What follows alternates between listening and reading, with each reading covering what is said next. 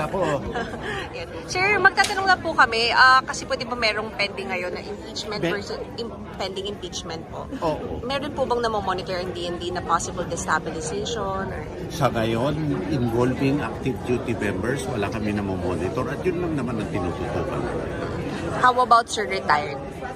Ay, wala na kaming jurisdiction sa kanila at wala naman silang impluensya sa ating kasundaluhan. Opo. I mean, libre sila bilang normal citizens maghayag. But once you're retired from the service, that's it. Pero may napomonitor po kayo, sir?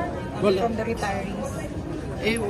Well, hindi lang monitor, naghahayag naman yung ilan retirees. Lisa, the majority and the bulk of retirees who we service do not associate themselves with those who are involved in anti-governmental activities.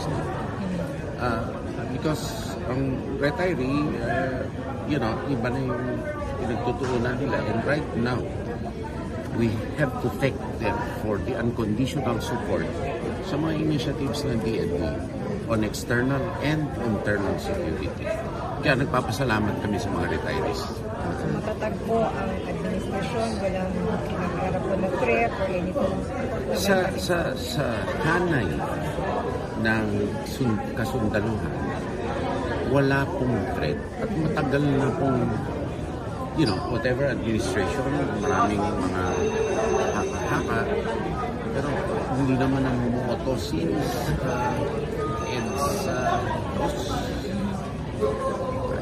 Sir, kasi hindi naman po yung basement, pero di po issues against the president, sir, as yung allegation. So, wala rin po. You know what? We have a political process. The soldiers have their job.